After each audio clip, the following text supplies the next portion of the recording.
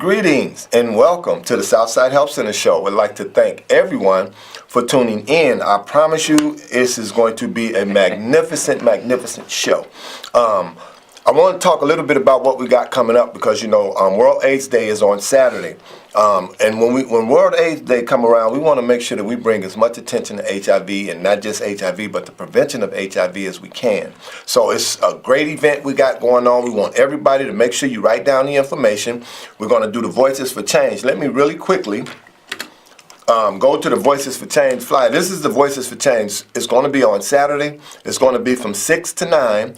The first hour will actually be where we're going to have a reception. We'll have food and stuff there. We're going to be doing free HIV testing. So it's important that people show up. You can get there at 6 o'clock and make sure that you get your test done. You can eat some food and all of those things. The other thing, it is going to be a phenomenal event in terms of the singers that we got. We got Precious Holmes, Evangelist Precious Holmes, just released her new single, Miracle. Also, Dexter Walker, Zion Movement. If you have not been to anywhere with Dexter Walker perform, you are truly missing out. This brother and they are amazing. And I'm talking about the energy and the fire that they bring is incredible. So please make sure you show up for that, as well as we have Darrell Smith and Cosmopolitan Church Prayer Choir. And it's going to be another amazing event. So we want to make sure that people get locked into that, and it's free.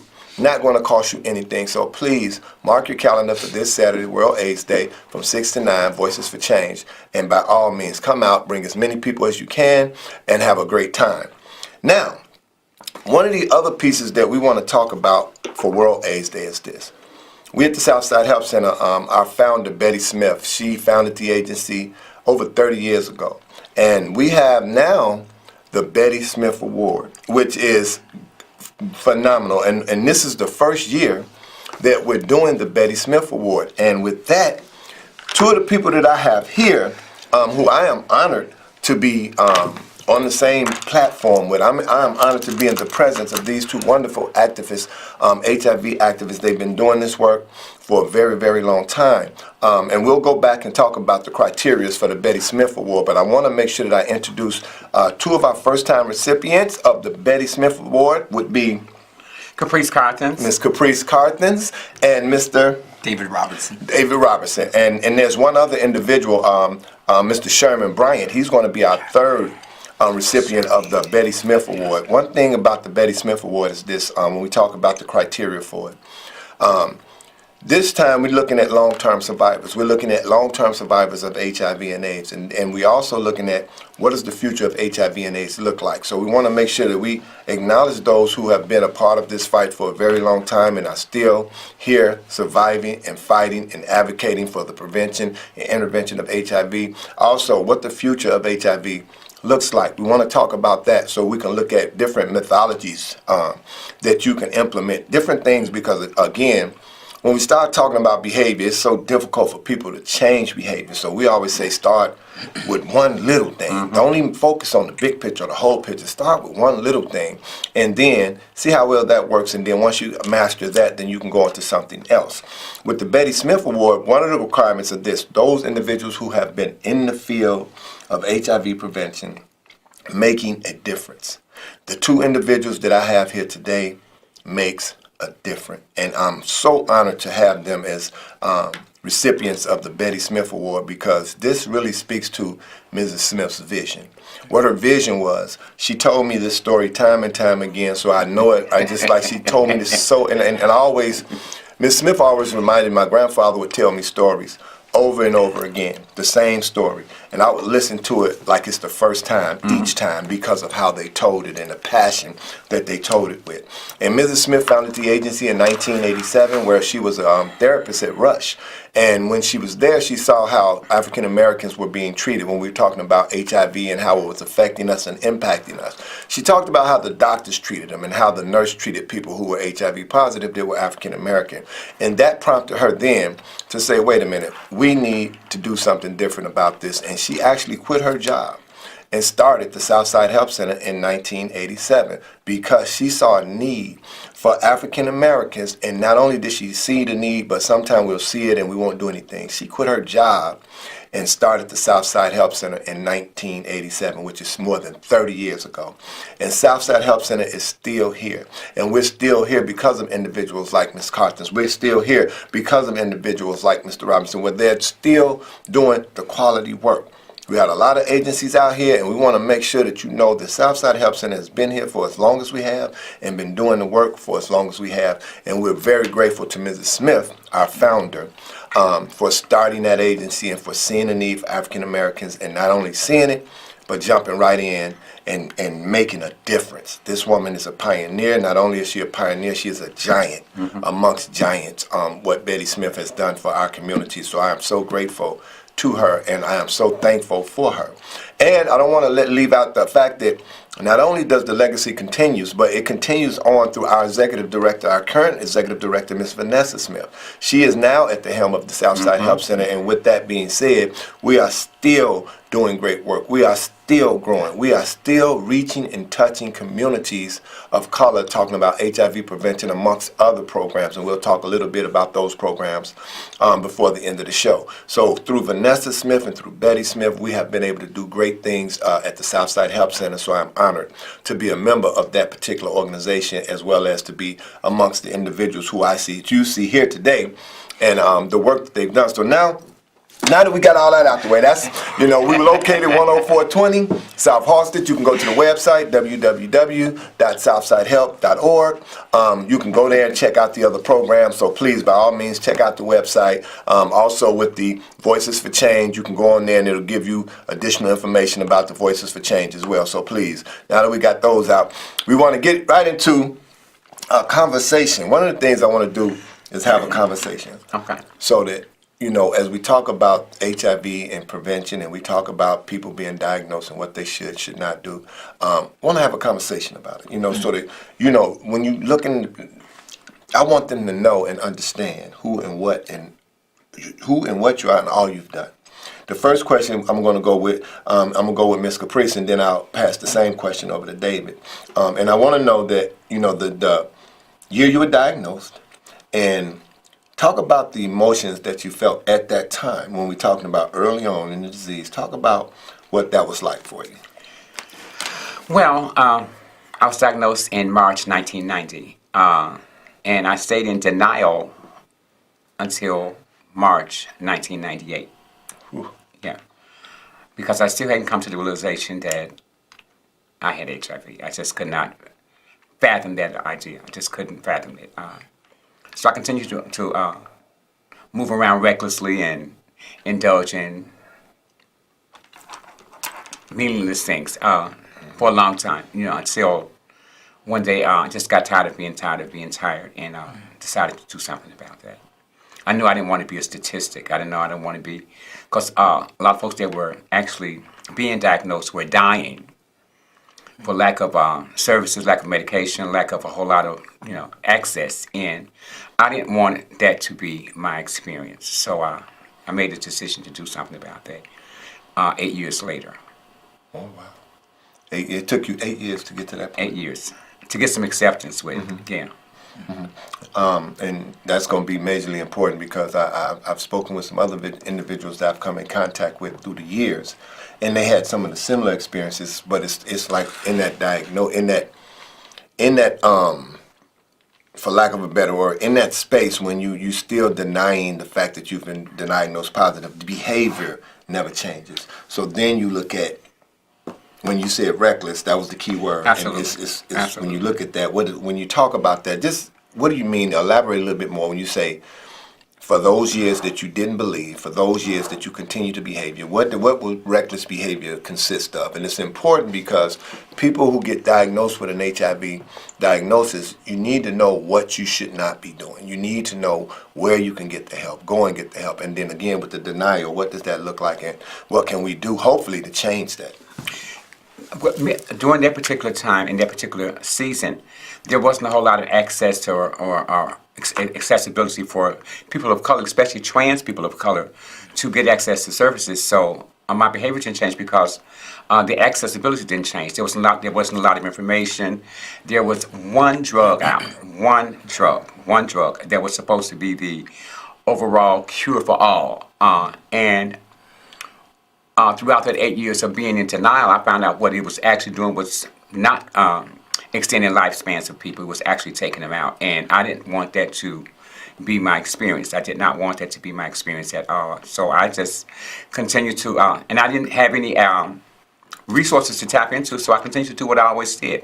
Live recklessly, search for love in the wrong places, continue to indulge in, chemicals and all of those particular things. So I just continued to do a spiral downfall until I hit bottom.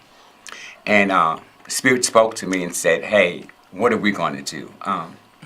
Because I think I ran into 2 or 3 people who had got a little bit better because they had found some things that were a little bit different. And they were able to tap me into some resources that possibly could have worked. There were these things called clinical trials. And, and I'll elaborate on that just a little bit. And they were open to everybody. There was no bias, there was no gender, there was none of that. And then there were resources that were poured into that to just be a clinical trial, subject. And I went initially for the resources because I was like, hey, this is what they're giving up, I'll take that. And what I found out was that at that particular point, I began to pay attention to my body. And I knew that certain cocktails, that's what they used to call them back then, cocktails were not working. The pills were huge. So I said, I'll just take some of these smaller ones, but then in order for it to be completely effective, I would have to take all of them. But the side effects began to take, effect. And don't go there. I want to, because I want to know about the medications, and that's going to be an important part is about the medication, how much of the medication, and so forth and so on, and the effects. But I want to go to David first before we get there, and we want to talk about when you received your diagnosis and what was that like. June 19th, 2007, at 1, 2, 3, 4. There was a clock on the wall. Happened in college. I know I contracted HIV in college. Okay. But there was I remember the day. Okay. I remember leaving, having I think people like talk about oh my gosh, but like what happened, like oh my gosh, like that day. But it wasn't a bad day. I just remember like I didn't feel right. Called my best friend. I'm like, yo, man, I just feel weird. And he's like, look, roll a blunt, have a drink, you'll be all right. You you're probably hungover. Cool. But I remember from that day, I stopped having sex. There was like an internal shutdown. I didn't know. I felt like something wasn't right in my body, and I just remember just getting really in my head. And my academic advisor called me into her office, and she said, "I think you need to take some time away from school. Your grades are plummeting. You're not doing well." So I dropped out of school, and I left to Chicago, and this period I still didn't know that I'm positive. I just knew my academic advisor was looking at my grades, kind of looking at my performance, and it's like, take a break, because the tuition is $30,000. Okay. And you're wasting money. Let's take a break. So I'm like, yes, ma'am. End up getting a job downtown, an admin job, whatever. Got that insurance, and the pre-check-in with the physician, and I got the phone call, June 19, 2007, and it was like 11:50 when I left my office. But when I walked in the office and she closed the door, it was 12:34, and she told me that I had HIV, and I remember I was literally I started laughing. Oh wow. Me? I'm like, what? I'm a college student. I'm a double major in psychology and marketing. Like I had this invincible mentality. Yes. Like this can happen to me. Like I don't smell dirty. I don't look dirty. The people who I had sex with, they didn't. Like all of these misconceptions. Left the doctor's office. The first thing I did was walk into the middle of the street to get hit by a car. And taxi driver stops the car like right there. I'm right here. And he hops in the car, and I will not forget the words this man said. He said, "What the hell are you doing? You're not dying today." And it kind of like brought me out of a fog. This is on Wabash. So I began walking to Roosevelt in Wabash, and the Starbucks by Jewel. I call my mom. I remember looking in my reflection. I call my mom, and I'm like, "Hey, mom, what are you doing?" She's like, "I'm at work. I work in the hospital."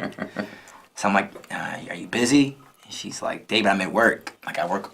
And so she's like, "What's wrong?" And so, long story short, she's like, "You've been in my spirit all day long. You okay?" And I'm like, "Ma, you take a seat." And so she says, "No, I'm not." I'm like, she's like, "What's wrong?" 'Cause I told her, I'm like, "Mom, I tested positive for HIV." Wow. Mom loves the Lord out of her heart, so she goes to her, Jesus, Jesus, Jesus. Now, I'm not looking for a spiritual answer right now. I'm looking for my mama. Yes. I'm at this baby phase of like, I want my mama. Not looking for a spiritual answer. Oh my God, yes. You want your mama. I want my mama. Yes. I need someone who can touch me, who can hold me, because I feel unloved, untouched. I feel ashamed. Wow. So, my mom says, David, I got 2 questions to ask you. And I'm looking at my reflection, right? And I'm hearing her, but I'm seeing my reflection. Then I'm seeing the people behind the reflection. They're looking at me. Gotcha. And I'm like, do they see my diagnosis? Wow. Honestly. Is it on your forehead? Yeah, like, because I didn't, did they see it on me? So, and my mom says, David, do you want to live or do you want to die? And I'm looking at my reflection, and I said, Mom, I want to live. And she said, okay. She's like, all right. You know, I don't really think you believe, but you said it, so it accounts for something. Second thing she pretty much said was, you got yourself into a space that I can't get you out of. Wow. The umbilical cord is now cut. Yeah. I know you're going to be fine, but I need for you to take care of you. And a lot happened in that period of 60 days, but the suicidal attempts didn't stop. Okay. I tried 2 days later to jump off my balcony. A couple of days later. That didn't work. I tried to overdose on cocaine. Wow. That didn't work. I went to Kroll's on 16th and Michigan Avenue to overdose on alcohol. Wow. I'm a psychology major. Mm-hmm. I know how to kill myself. Wow. I know, Right. book-wise. Mm-hmm. But one thing I recognized was when I saw that 1, 2, 3, 4.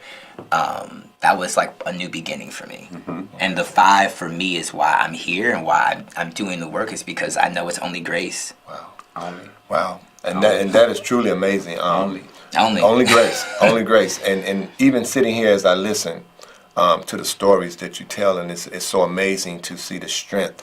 Not only the strength that you guys have, but also the strength in those who surrounded you, you know, even Yes. with your mother. And understanding that she knew that you're going to have to be strong. You know, she can only be so strong for you. And that's the wonderful thing about a wonderful support system. And she said the things that you needed to hear, and that was, you have to be strong for you. I can only be so strong as a mother. And that being But her said, strength came when she let me go and gave me to God. yes, have mercy, yes. And if you were a parent and you were watching this right now and you were concerned more with your child's capability than you are of God's power, I would ask for you to seek more peace. Seek more. Seek. Because God is in control. He knows what's going on. You are just a benefactor of his blessing. Have mercy, yes. If my mom did not give me back to God that day, and just trust that she put enough in me, Okay. I wouldn't be here, because that's enabling. Wow. The way up is down, you know. The way up is down. I like And there's so much that I can talk about, specifically South Side, right? Okay. But before I was a consultant to Southside, before I was an advocate or ally or active for Southside, Southside was the place where I felt a safe space for a clinical trial and a group. Yes. I came in. Charles Nelson didn't know me, but I was invited in. And that was one of the first times that I had an opportunity to hear, well, where do you get your services from? Where do you get your services Absolutely. from? And that's where I found that where I was getting my services from wasn't for me because Okay. of where my mindset was. And so being in that space, I was able to be connected to the same position I have 11 years now. Okay. 10 years. But that was the, you know, when you're just talking about in '87, she opened it. She had God had me on her mind when Yes. I was just 3 years old because I was born in '84. Okay. So obedience is it's obedience. So, It's It's amazing. yeah. It's amazing, and it truly is divine that Mrs. Smith did all that she did at the time that she did, because there was a great need for it. The other thing I want to talk about, when you talk about the medications that you had to take at that time, it's important because we have made a lot of steps going into the positive, going into the future. Why do we have long-term survivors? Because of these things. So just briefly, if you could talk about the medications early on, what that experience was like for you. Ms. Caprice. when I first met Betty Smith, she was only providing services. Well, her grants only provided services for gay black men. Okay. And I was the only girl that hung out with the gay black men. Okay. And I was already kind of well established as who I am and my identity and all that. And she was like, well, I can't offer you the same thing I offer them. But if you can go and find a couple of girls for me, and they got to be Miss Charles and Miss Bobbies and Miss Billies, and during that time I was using my real name. She said, and you come on in the group, and we're gonna make sure that you get something. And it was at that particular moment I was able to tap into something Yeah. that allowed me an opportunity to participate in a holistic set of spaces where they were talking about different things, That and I you was know. like, That's you know, nice. and I was like, wow, that exists. Yes. Because before people publicly talked about this, you know, I like you also said, you know, I remember putting on makeup and changing my hair colors and all that. Can folks see my HIV without me saying anything? Yeah. Yes. Is it a tag on my bag? Right. You know, and if I lose 2 or 3 pounds, do they see that I panic? You know, My. so the presentation, the outer presentation was, you know, it was Yeah. it was my op, it was Yeah. my only out. Yeah. You know, but I was able to navigate through some systems, you know, and vocally say, no, I can't do this one. No, I can't Yeah. do that one. 'Cause it's safe You know, spaces. and Safe then space. Safe space. Safe coming space. from a space of limited income also presents a challenge, right? So I remember not having access to, you know, but as a clinical trial, it didn't matter what you had. So that was one of the advantages that I took up because I didn't have to have insurance. They paid for everything. Gotcha. They paid you to participate in everything. I said, okay, cool. But once I found out that there was some new stuff coming through the pipe, and I stayed on. Google's a good thing. Google's been around for a minute, so it's a good thing. Okay. And I'd read about stuff, and if it made some sense, or if it didn't make no sense, you know, providers that I was like, hey, can I ask you a question? You know, and it sharpened, and made them, not me just sharpen my, you know, ability to think for myself, but for them to check up on some things so they can come back. Because I always had a question. Every time I went to the doctor, I had a question. Excuse me. You know, it's like, okay, yeah, I got about 3 questions for you. 'Cause it's your Okay. body. You know, because it's me. You know, Gotcha. it's me. You know, you talk about longevity and being able to. The promise is that if we take these particular things, this is what the results are, minus the side effects. So when I stopped, you know, experiencing side effects, I knew that some things were they were working. I said, well, okay, well, I'm not experiencing side effects, but When you talk about side effects, just give us a couple. Like, what do you mean when you say a side effect? What but you does- know, the diarrhea, the vivid dreams, Okay. the sweats and the fatigue and all this, the loss of appetite and the loss of weight. I didn't get a chance to experience a lot of those. You know, and at first I was like, well, this medication must not be working. It's not, because I'm not getting any of that. You know, at least, can I have at least one of the 10 symptoms? So I know that Wow. it's the pill is effective. So it was so many misconceptions what that you I ask had. for. Right. So because I didn't experience that, you know, I was able to get with a provider who was knowledgeable about, because they were constantly doing research. They went to seminars. A couple of times they would say, hey, listen, I got a scholarship for you. You know, so maybe what I'm not looking at from a clinical perspective, you can see from a client perspective. And I thought that was an honor. So I would roll with them. Okay. You know, I had the opportunity to roll with some people in some spaces where I would, you know, sit on the second or third row because I wasn't one of them paid physicians, or, you know, but I was a person sitting in there getting all this information. And I always kept a journal, a piece of notebook or something. So when words didn't make sense, I had to write them down. You know, and I'm not I'm a college grad, but I would look up stuff and I would say, okay, how do I use this in a sentence? So it would make sense to me, because at some point I had to share this information with some people. I knew that I prayed, God, get me better. And once I saw that I was getting better, I said, God, how do I help someone else get better? We're going to talk about that, but David, this question is for you. When you talk about why should people know their status? Why is it so important that people know their status? Because I think we live in a society where people want fame, fortune, and wealth. Okay. And you can have all that. and some. But if you don't have your health, fame, fortune, wealth, let me tell you, none of these clothes is going to matter if I don't take my medication. You want to know why? Because at the end of the day, my vitality is connected to me knowing my truth. Gotcha. Not my reality. The reality is very different from truth. Okay. The reality is that we're in this space. The truth is, it's cold outside. It's cold outside. So for me, it goes back to the old saying: the more you know, the more you grow. Absolutely. Okay. And I'm grateful that I now am no longer ignorant to knowing why it's important to be tested, and not just tested for, my physician now is like, you're healthier than patients who have nothing wrong with them, only because you are proactive. You can be an active participant in your life, but when you become proactive about your health and begin to ask questions, doctors are also in an antonym, a physician and a practitioner, which means that they are practicing what they learn. Absolutely. And so the wisdom of writing down things and asking them things, and so I got my master's degree from the School of Education at NEIU, but my focus was on ACEs, which is Adverse Childhood Experiences. Wow.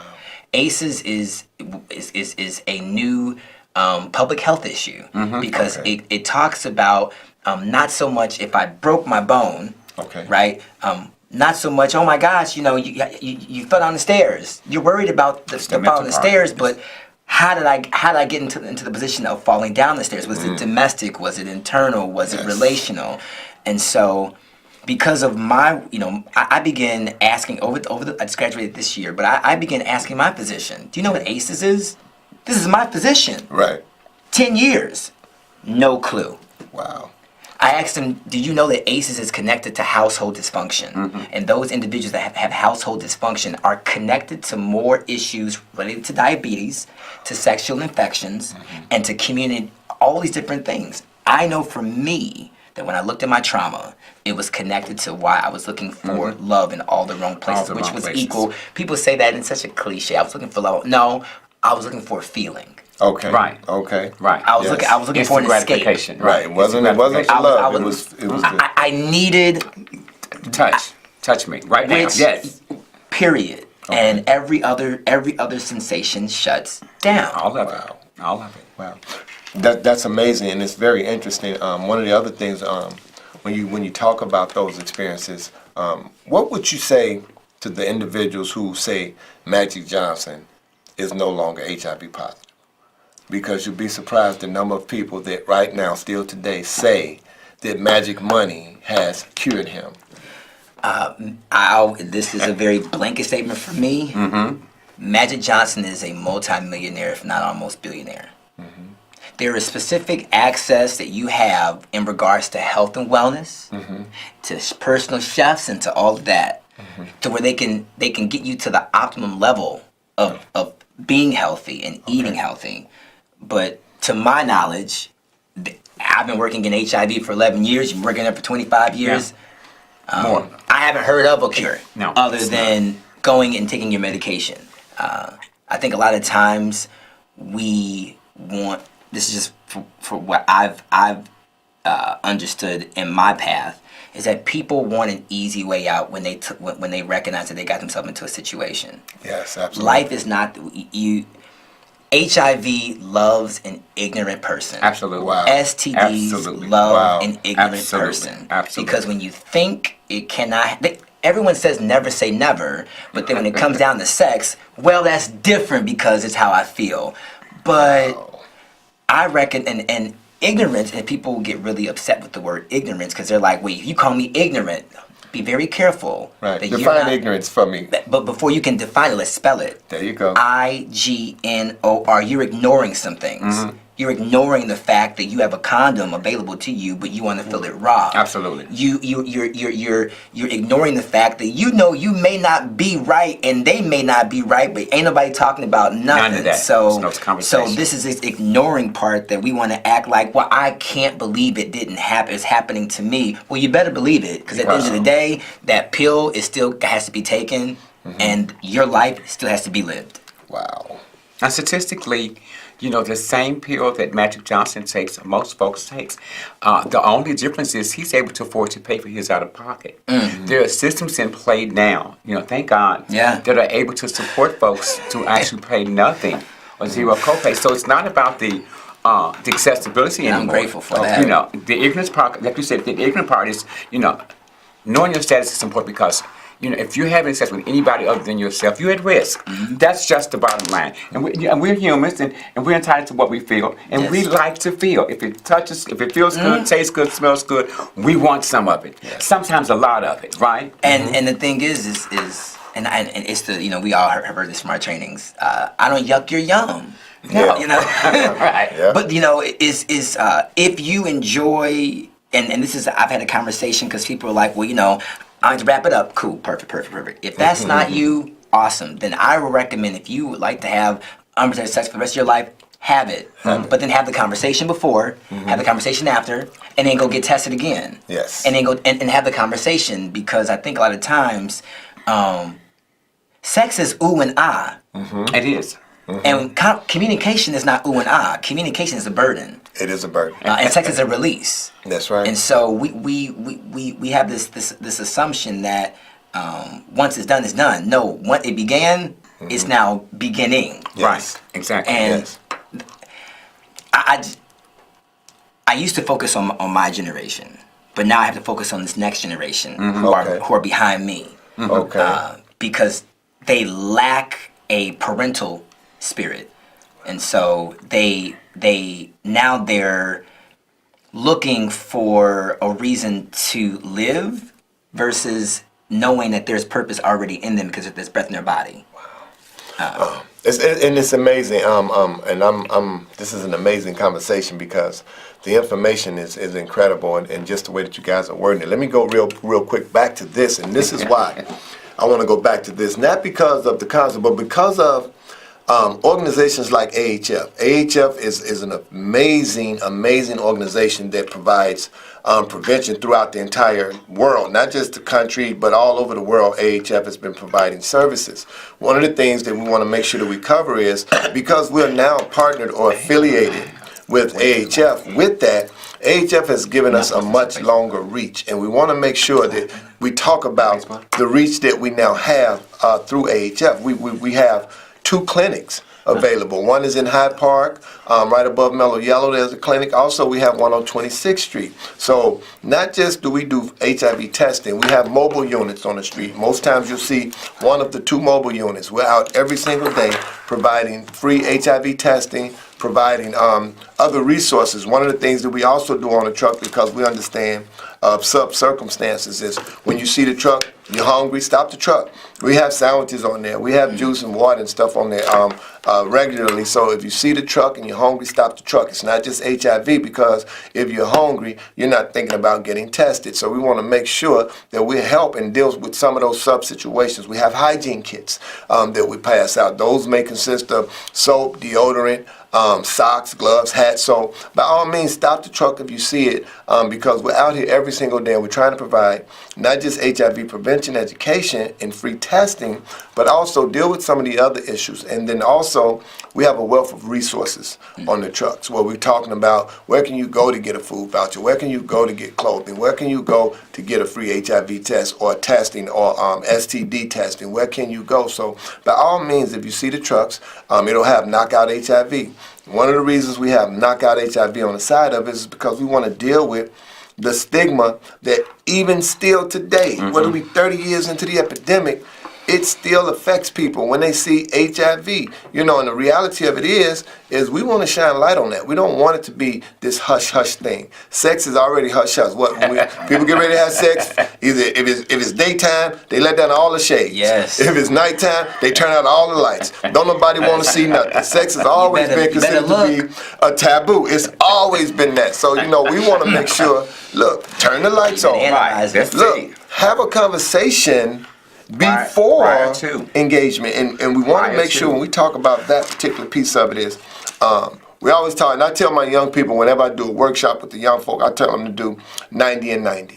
Why do they give you 90 days on the job? Because the reality of it is, Probationary. you could probably trick the people for 4 weeks. You can trick the people maybe even for 8 weeks. But right around that 9th or 10th week, who and whatever you are will surface. Yeah. And that's why they give you that amount of time. The same thing with when we talk about relationships versus sex ships. What is a sex ship? Well, sex ships takes place when there's no relationship and present, where there's no conversations have happened, no time has been there, no time spent together is there. None of these things has happened. So when we talk about those things, give it 90 days because us as men, one of the things we do for years is we hone our skills in on trying to figure out how to trick women. That's what we do. We hone our skills so that when we encounter you, you're going to get the best of us or what you perceive to be the best of us. Going to open that door for you. Going to let you in. Going to pay for the meal. All of that because we're, again, hunters as well. So we're trying to accomplish something, which is to conquer. So what that means is, if this is what's going to get me closer to what I consider to be the prize, then I'm going to open that door. But after about 6 weeks of opening the door, those who don't do it regularly, and that's not who they are, they're going to start letting you get in on your own. Right. And they're going to start letting you get out on your own. They're going to start wanting you to split the bill with them. Now we're going Dutch. You know, 6 weeks ago, you know, you was buying all of the meals and stuff. So all of those things, if it's not who they are, whoever that individual is, I guarantee you, give it 90 days and see. Because those who are and do that regularly, that'll happen 90 days plus. It'll continue to happen because it's who they are. So that's why I say even in a relationship, give it that time. You think about the sex shifts that what happens in the African American community, most times it's a sex ship. Then there's a pregnancy that follows that sex ship. And then the relationship is over before the child is even born. Yeah. So you got to look at why are so many of our families damaged or fractured or don't exist is because of the sex shifts that come along with that. And I'm only saying that to say we need people to not only know your status, but how do you protect yourself? We don't always want to do an intervention. An intervention was when we come in and a problem exists. Prevention is us stopping it before it happens. So we're talking about trying to not only change behavior, but we're trying to teach behavior. And that comes with our young people. Absolutely. It's teach behavior. You know, it's kind of like we always say our job is like, I'm going to say, Ms. Caprice, here goes some tickets for you to fly down to the Bahamas, and here go $2,000 for you to spend once you get there. Everything ain't going to cost you nothing. Now I got to talk you out of going. Like, what are my chances? Now I gotta talk you out of going. So now we look and now you can kind of think about. That's right. You can kind of think about where we are with prevention. You can kind of think about why is it so difficult a task for us when people have these behaviors. You got to think about when we say procreation to the young folk. They be like, well, what is that? But again, I think that we say behaviors when it's traumas. Okay. One of the things that I've learned is that I'm gonna meet you wherever your trauma was. Okay. So if I begin yelling at you, or if I begin any type of argument, like the representative comes out based on what happens, right? For me, I recognized why did I get myself into certain sexual situations. Gotcha. Because at 6 years old, I was abandoned. At 7, I was rejected, and when I was 8, I was talked about. So when at 30 years old, when I got rejected, I would revert right back to that 7-year-old. In the discussion. So people around me like, man, he popped off. No. I did not pop off. I had unresolved trauma that was not dealt with. And whatever you did or said triggered me. And what's unresolved is familiar. So we retort back to things that are familiar because we feel safe. Yes. This is what we know. This is what we know. Yeah. And if I know this, because I know you can't hurt me any more than this. Yes. You know, this is the lowest it can get. You know. Right. And so HIV is the same thing. You know. If we talk about being protected and using a condom, you know, okay, we'll try it that way. You talk about that 90-day rule. That works, but we live in a community where people like what they like. And you were talking about, families and even same-gender loving couples. We like what we like. There's, first of all, there's an attraction. I like you, you like me. You wink, I wink. Oh, Right. We together now, right? Right. Okay, we have some compatible, some things that are compatible. Then, what's going to really keep us together? Because 3 days from now, I don't want to, we done we've been out 3 days in a row. We done watched the movie, we done did Netflix and stuff. What we going to do now? Right. Wow. I don't want to play cards one-on-one unless we gamble. If we're not gambling, what we going to do now? Right. So one of the interesting things that I had to come to terms with, and why I personally took a step away from public speaking for a few years to get myself together. I purposely walked away from public speaking to go back to school to find structure. Gotcha. Because two things. It was easier for me to tell my story to thousands of people, but not tell my story to one person. Wow. Because I was afraid of intimacy. Wow. I could expose myself to the world, but when it came down to having a one-on-one conversation, Wow. the thing that really I needed to do, I couldn't do. Gotcha. And so that was the first piece. The second piece is a lot of us have a false understanding of what hope is. Wow. Hope, I get so many people saying, hope this, hope that. It's a dangerous thing, yeah. Oftentimes they say that. It Yes. really is because, I live by hope, faith, and love. It just is what it is. It's my foundation. But people always, hope. Hope is a positive imagination. Where's that tattoo at? I'm only saying that could bam. And I love it because every time I see him and I see him out and it's like that's right, hope, and I always found that to be amazing. And this is why, because when we talking about why we're on hope, we talk about hope, and yes, hope can be very dangerous. So we have to be careful when we talk about hope. But if you have none, then you think about the vulnerability when you just have no hope. But it's interesting because we say that hope is a dangerous word, but if people don't expect greatness, they expect what they think they deserve. Absolutely. Which is typically not great. Wow. It's not. So we have to be careful that we don't engineer a word that's so the most dangerous word I know is hopeless. All right. Hopeless. Because now you've put a negative thing on a positive thing. Yes. And I can say that because I have journals of me writing for pages, I am hopeless. Why is this happening to me? Why is this happening to me? And one day I had to look up and I said, I've wasted more paper and ink and time writing I am hopeless versus I am hope. I am hope. Or I am hopeful. Either way, you can be freed up if you take the less away. Gotcha.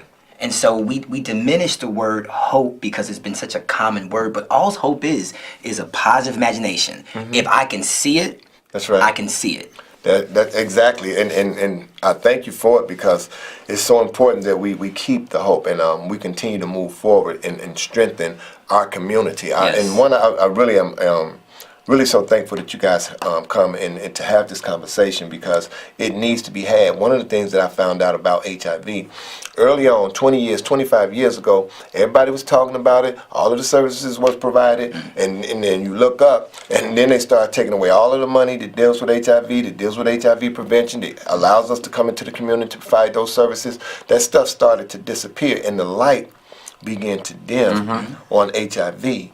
But the numbers of African American becoming infected continue to rise. Just because Absolutely. of my advocacy work. I've been fortunate to be a consultant to the AIDS Healthcare Foundation as a national advocate.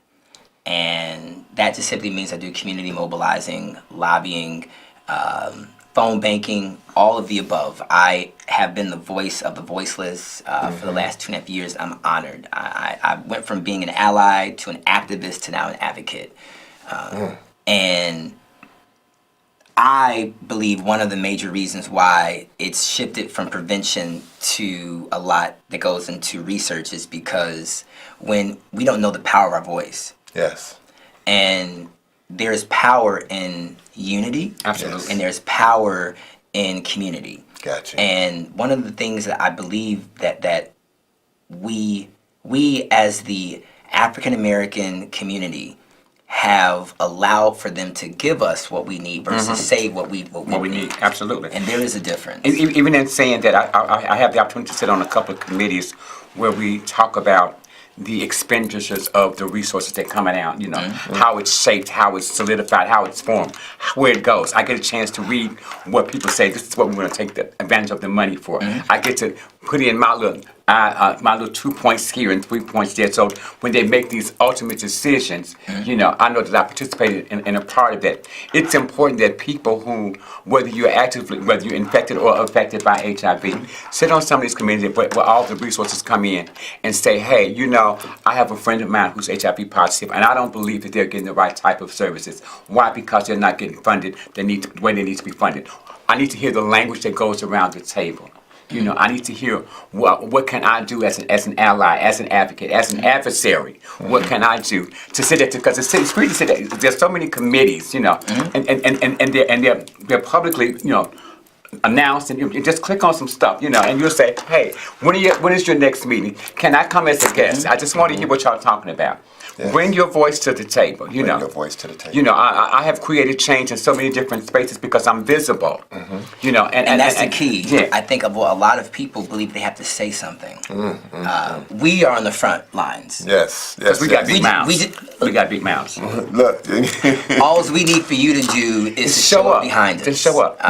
Well, let me stop right there. Because that what you just said was most amazing. It's like we are on the front line. We are doing the work. So it's important when we talk about things like World AIDS Day, when we talk about all around the world, they're talking about HIV and prevention. Take advantage of any opportunity we have. And one, our sponsors, AHF, is again, one so amazing. Down at the bottom, I want to make sure that you know Black, it is another one of our partners, and I am so grateful to Black because Black was one of the primary sponsors in making sure that we were able to put on this particular event and making sure that when we talk about voices, I talk about voices, and when I hear voices like the ones that we have here, the voice of Miss Caprice, the voice of David. I mean, sometimes I've heard David speak to young people, and I'd be so amazed and captivated.